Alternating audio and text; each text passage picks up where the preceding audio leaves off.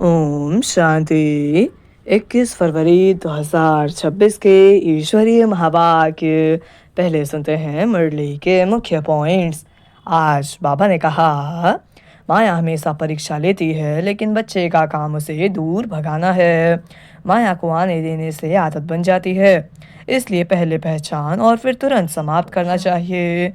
यही सच्ची जीत है। फिर बाबा ने कहा, बाप और बच्चे का संबंध अविनाशी है, जो हर जन्म में साथ रहता है। आत्मा और परमात्मा का यह साथ विश्व परिवर्तन के कार्य में भी चलता है। घर जाने तक और राज्य में आने तक यह साथ बना रहता है। नेक्स्ट पॉइंट, यह जन्म साधारण जन्म नहीं, बल्कि परमात्मा स्नेह का दिव्य जन्म है। इस जन्म में आत्मा को बाप से सीधा संबंध मिलता है। यह जन्म पूरे कल्प में सबसे कीमती माना गया है। इसी जन्म से भाग्य बनता है। फिर बाबा ने कहा, यह हर आत्मा को रोज वरदाता बाप से वरदान मिलते हैं। आत्मा की झोली हमेशा भरी रहती है, ज़रूरत सिर्फ पहचान और अनुभव करने की है। जो जागरूक हैं वही वरदानों का लाभ उठाता है। फिर लास्ट में बाबा ने कहा, अभी तुम बच्चों पर बृहस्पति की अविनाशी दशा बैठी हुई है। इसका अर्थ है ज्ञान, बुद्धि, सौभाग्य और उन्नति का समय। भारत जो कभी 16 कला संपूर्ण था, वही अब फिर से बनने जा रहा है। इस समय का पुरुषार्थ ही उस भाग्य को जगाता है। और अब सुनते हैं महावाक्यों को विस्तार से। मुरली का सार है, मीठे बच्चे, तुम बाप के पास आए हो अपनी सोई हुई तकदीर जगाने। तकदीर जगना माना विश्व का मालिक बनना। प्रश्न है आज का, कौन सी खुराक तुम बच्चों को बाप समान बुद्धिमान बना देती है? उत्तर, यह पढ़ाई है तुम बच्चों के बुद्धि की खुराक। जो रोज पढ़ाई पढ़ते हैं अर्थात इस खुराक को लेते हैं, उनकी बुद्धि पारस बन जाती है। पारसनाथ बाप जो बुद्धिवानों की बुद्धि है, वह तुम्हें आप समान पारस बुद्धि बनाते हैं। गीत है आज का, तकदीर जगाकर आई हूँ। अच्छा, ओम शांति। गीत की लाइन सुनकर के भी मीठे मीठे बच्चों के रोमांच खड़े हो जाने चाहिए। है तो कॉमन गीत, परंतु इनका सार और कोई नहीं जानते। बाप ही आकर गीत शास्त्र आदि का अर्थ समझाते हैं। मीठे मीठे बच्चे यह भी जानते हैं कि कलयुग में सबकी तकदीर सोई हुई है, सतयुग में सबकी तकदीर जगी हुई है। सोई हुई तकदीर को जगाने वाला और श्रीमत देने वाला अथवा तदबीर बनाने वाला एक ही बाप है। वही बैठ बच्चों की तकदीर जगाते हैं। जैसे बच्चे पैदा होते हैं और तकदीर जग जाती है। बच्चा जन्मा और उनको यह पता पड़ जाता है कि हम वारिस हैं। हूबहू यह फिर बेहद की बात है। बच्चे जानते हैं कल्प कल्प हमारी तकदीर जगती है, फिर सो जाती है। पावन बनते हैं तो तकदीर जगती है। पावन गृहस्थ आश्रम कहा जाता है। आश्रम अक्षर पवित्र होता है। पवित्र गृहस्थ आश्रम उनके अगेंस्ट फिर है अपवित्र पतित गृहस्थ धर्म। आश्रम नहीं कहेंगे, गृहस्थ धर्म तो सबका है ही, जानवरों में भी है। बच्चे तो सब पैदा करते ही हैं, जानवरों को भी कहेंगे गृहस्थ धर्म में है। अब बच्चे जानते हैं हम स्वर्ग में पवित्र गृहस्थ आश्रम में थे, देवी देवता थे, उन्हों की महिमा भी गाते हैं, सर्वगुण संपन्न, 16 कला संपूर्ण। तुम खुद भी गाते थे। अब समझते हो हम मनुष्य से देवता फिर से बन रहे हैं। गायन भी है मनुष्य से देवता। ब्रह्मा विष्णु शंकर को भी देवता कहते हैं। ब्रह्मा देवताय नमः, फिर कहते हैं शिव परमात्माय नमः। अभी उनका अर्थ भी तुम जानते हो। वह तो अंधश्रद्धा से सिर्फ कह देते हैं। वह तो अब शंकर देवताय नमः कहेंगे, शिव के लिए कहेंगे शिव परमात्माय नमः। तो फर्क हुआ ना, वह देवता हो गया, वह परमात्मा हो गया। शिव और शंकर को एक कह नहीं सकते। तुम जानते हो हम बरोबर पत्थर बुद्धि थे, अब पारस बुद्धि बन रहे हैं। देवताओं को तो पत्थर बुद्धि नहीं कहेंगे, फिर ड्रामानुसार रावण राज्य में सीढ़ी उतरनी है। पारस बुद्धि से पत्थर बुद्धि बनना है। सबसे बुद्धिमान तो एक ही बाप है। अभी तुम्हारी बुद्धि में दम नहीं रहा है। बाप उनको बैठ पारस बुद्धि बनाते हैं। तुम यहाँ आते हो पारस बुद्धि बनने। पारसनाथ के भी मंदिर हैं, वहाँ मेले लगते हैं, परंतु यह किसको पता नहीं कि पारसनाथ कौन है। वास्तव में पारस बनाने वाला तो बाप ही है। वह है बुद्धिवानों की बुद्धि। यह ज्ञान है तुम बच्चों की बुद्धि के लिए खुराक। इससे बुद्धि कितनी पलटती है। यह दुनिया है कांटों का जंगल। कितना एक दो को दुख देते हैं। अभी है ही तमो प्रधान रौरव नर्क। गरुड़ पुराण में तो बहुत रोचक बातें लिख दी हैं। अभी तुम बच्चों की बुद्धि को खुराक मिल रही है। बेहद का बाप खुराक दे रहे हैं। यह है पढ़ाई। इसको ज्ञान अमृत भी कह देते हैं। कोई जल आदि है नहीं। आजकल सब चीज़ों को अमृत कह देते हैं। गंगा जल को भी अमृत कहते हैं। देवताओं के पैर धोकर पानी रखते हैं, उसको अमृत कह देते हैं। यह भी बुद्धि से समझने की बात है न। यह अंचली अमृत है, वह पतित पावनी गंगा का जल अमृत है। अंचली जो देते हैं वह ऐसे नहीं कहते कि यह पतितों को पावन बनाने वाला है। गंगा जल के लिए कहते हैं पतित पावनी है। कहते भी हैं मनुष्य मरे तो गंगा जल मुख में हो। दिखाते हैं अर्जुन ने बाण मारा फिर अमृत जल पिलाया। तुम बच्चों ने कोई बाण आदि नहीं चलाए हैं। एक गांव है जहां बाणों से लड़ते हैं। वहां के राजा को ईश्वर का अवतार कहते हैं। अब ईश्वर का अवतार तो कोई हो नहीं सकता। वास्तव में सच्चा सच्चा सद्गुरु तो एक ही है, जो सर्व का सद्गति दाता है। जो सभी आत्माओं को साथ ले जाते हैं। बाप के सिवाय वापस कोई भी ले जा नहीं सकते।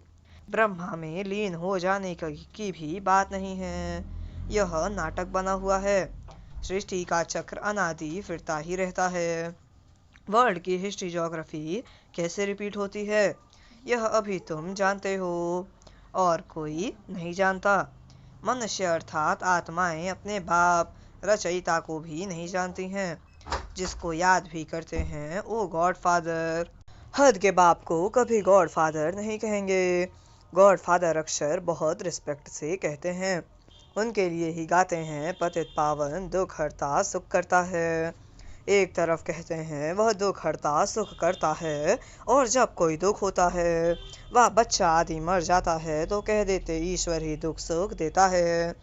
ईश्वर ने हमारा बच्चा ले लिया, यह क्या किया। अब महिमा एक गाते हैं और फिर कुछ होता है तो ईश्वर को गालियां देते हैं। कहते भी हैं ईश्वर ने बच्चा दिया है, फिर अगर उसने वापस ले लिया तो तुम रोते क्यों हो। ईश्वर के पास गया ना। सतयुग में कभी कोई रोते नहीं। बाप समझाते हैं रोने की तो कोई दरकार नहीं। आत्मा को अपने हिसाब किताब अनुसार जाए दूसरा पाठ बजाना है। ज्ञान न होने कारण मनुष्य कितना रोते हैं, जैसे पागल हो जाते हैं। यहाँ तो बाप समझाते हैं अम्मा मरे तो भी हलवा खाना, नष्टो मुहा होना है। हमारा तो एक ही बेहद का बाप है, दूसरा न कोई। ऐसी अवस्था बच्चों की होनी चाहिए। मोहजीत राजा की कथा भी सुनी है ना। यह है सब दंत कथाएं। सतयुग में कभी दुख की बात होती नहीं, न कभी अकाले मृत्यु होती है। तुम बच्चे जानते हो हम अभी काल पर जीत पाते हैं। बाप को महाकाल भी कहते हैं। कालों का काल तुमको काल पर जीत पहनाते हैं, अर्थात काल कभी खाता नहीं। काल आत्मा को तो नहीं खा सकता। आत्मा एक शरीर छोड़ दूसरा लेती है, उसको कहते हैं काल खा गया। बाकी काल कोई चीज़ नहीं है। मनुष्य महिमा गाते रहते हैं। गाते हैं अच्युतम केशवम, अर्थ कुछ नहीं समझते। बिल्कुल ही मनुष्य समझ से बाहर हो गए हैं। बाप समझाते हैं, यह 5 विकार तुम्हारी बुद्धि को कितना खराब कर देते हैं। कितने मनुष्य बद्रीनाथ आदि पर जाते हैं, आज 2 लाख गाए, 4 लाख गाए। बड़े बड़े ऑफिसर्स भी जाते हैं तीर्थ करने, तुम तो जाते नहीं। तो वह कहेंगे यह बी के तो नास्तिक है, क्योंकि भक्ति नहीं करते। तुम फिर कहते हो जो भगवान को नहीं जानते वो नास्तिक हैं। बाप को तो कोई नहीं जानते, इसलिए इनको आरफन की दुनिया कहा जाता है। कितना आपस में लड़ते झगड़ते रहते हैं। यह सारी दुनिया बाबा का घर है ना। बाप सारी दुनिया के बच्चों को पतित से पावन बनाने आते हैं। आधा कल्प बरोबर पावन दुनिया थी ना। गाते भी हैं राम राजा, राम प्रजा, राम साहूकार है। वहाँ फिर अधर्म की बात कैसे हो सकती। कहते भी हैं वहाँ शेर बकरी इकट्ठे जल पीते हैं। फिर वहाँ रावण आदि कहाँ से आए, समझते नहीं। बाहर वाले तो ऐसी बातें सुनकर हंसते हैं। तुम बच्चे जानते हो अभी ज्ञान का सागर बाप आकर हमें ज्ञान देते हैं। यह पतित दुनिया है ना। अब प्रेरणा से पतितों को पावन बनाएंगे क्या। बुलाते हैं हे पतित पावन आओ, आकर हमको पावन बनाओ। तो ज़रूर भारत में ही आया था। अब भी कहते हैं मैं ज्ञान का सागर आया हूँ। तुम बच्चे जानते हो शिव बाबा में ही सारा ज्ञान है। वही बाप बैठ बच्चों को यह सब बातें समझाते हैं। शास्त्रों में सब हैं दंत कथाएं। नाम रख दिया है व्यास भगवान ने शास्त्र बनाए। अब वह व्यास था भक्ति मार्ग का। यह है व्यास देव, उनके बच्चे तुम सुखदेव हो। अब तुम सुख के देवता बने हो। सुख का वर्षा ले रहे हो व्यास से, शिवाचार्य से। व्यास के बच्चे तुम हो, परंतु मनुष्य मूझ न जाएं इसलिए कहा जाता है शिव के बच्चे। उनका असल नाम है ही शिव। तो अब बाप कहते हैं किसी देहधारी को मत देखो, जबकि शिव बाबा सम्मुख बैठे हैं। आत्मा को जाना जाता है, परमात्मा को भी जाना जाता है। वह परमपिता परमात्मा शिव, वही आकर पतित से पावन बनने का रास्ता बताते हैं। कहते हैं तुम आत्माओं का बाप हूँ। आत्मा को रियलाइज किया जाता है, देखा नहीं जाता है। बाप पूछते हैं अब तुमने अपनी आत्मा को रियलाइज किया। इतनी छोटी सी आत्मा में अविनाशी पार्ट नूधा हुआ है, जैसे एक रिकॉर्ड है। तुम जानते हो हम आत्मा ही शरीर धारण करती हैं। पहले तुम देह अभिमानी थे, अब देही अभिमानी हो। तुम जानते हो हम आत्मा 84 जन्म लेती हैं, उनका अंत नहीं होता। कोई कोई पूछते हैं यह ड्रामा कब से शुरू हुआ, परंतु यह तो अनादि है, कभी विनाश नहीं होता। इनको कहा जाता है बना बनाया अविनाशी वर्ल्ड ड्रामा। तो बाप बैठ बच्चों को समझाते हैं, जैसे अनपढ़ बच्चों को पढ़ाई दी जाती है, आत्मा ही शरीर में रहती है। यह है पत्थर बुद्धि के लिए फूड, भोजन। बुद्धि को समझ मिलती है। तुम बच्चों के लिए बाबा ने चित्र बनवाए हैं, बहुत सहज हैं। यह है त्रिमूर्ति ब्रह्मा विष्णु शंकर। अब ब्रह्मा को भी त्रिमूर्ति क्यों कहते हैं। देव देव महादेव एक दो के ऊपर रखते हैं, अर्थ कुछ भी नहीं जानते। अब ब्रह्मा देवता कैसे हो सकता। प्रजापिता ब्रह्मा तो यहाँ होना चाहिए। यह बातें कोई शास्त्रों में नहीं हैं। बाप कहते हैं मैं इस शरीर में प्रवेश कर इन द्वारा तुमको समझाता हूँ, इनको अपना बनाता हूँ, इनके बहुत जन्मों के अंत में आता हूँ। यह भी 5 विकारों का संन्यास करते हैं। संन्यास करने वाले को योगी ऋषि कहा जाता है। अभी तुम राज ऋषि बने हो, 5 विकारों का संन्यास तुमने किया है, तो नाम बदलता है। तुम तो राजयोगी बनते हो। तुम प्रतिज्ञा करते हो, वह सन्यासी लोग तो घर बार छोड़ चले जाते हैं। यहाँ तो स्त्री पुरुष इकट्ठे रहते हैं, प्रतिज्ञा करते हैं हम विकार में कभी नहीं जाएंगे। मूल बात है ही विकार की। तुम बच्चे जानते हो शिव बाबा रचयिता है। वह नई रचना रचते हैं। वह बीज रूप सच सतचित आनंद का सागर, ज्ञान का सागर है। स्थापना, विनाश, पालना कैसे करते हैं, यह बाप जानते हैं, मनुष्य नहीं जानते। फट से कह देती तुम बीगे तो दुनिया का विनाश करेंगी। अच्छा, तुम्हारे मुख में गुलाब, कहते हैं यह तो विनाश के लिए निमित्त बनी है।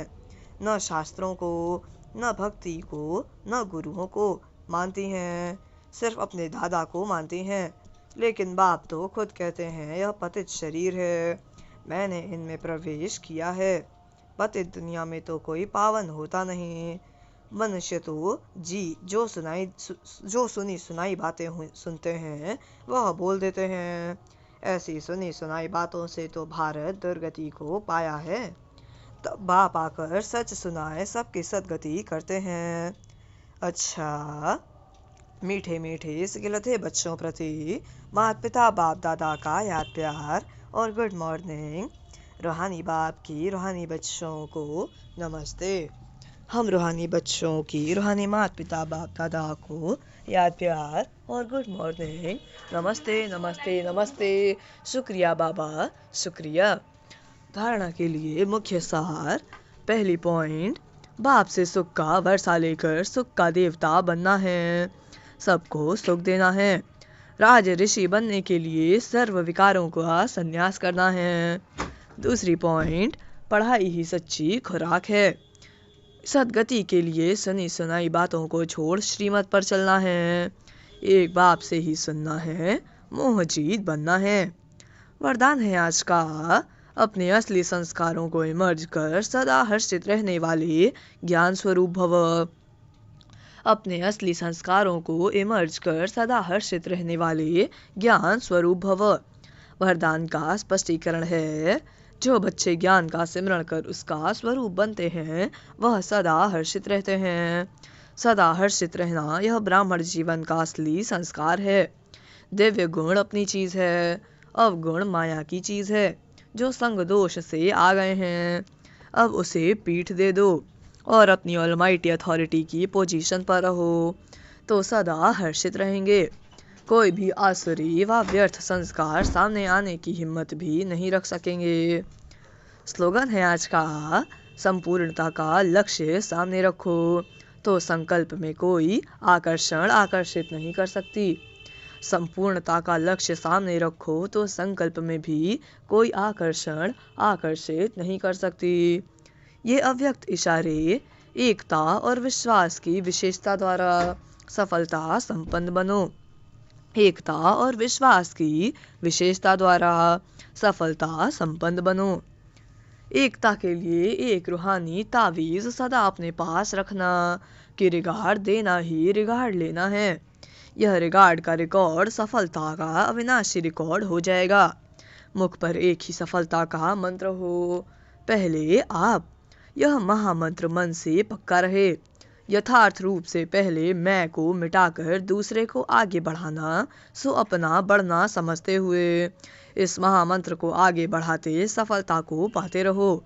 यह मंत्र और तावीज़ सदा साथ रहे तो प्रत्यक्षता का नगाड़ा बज जाएगा। अच्छा, ओम शांति।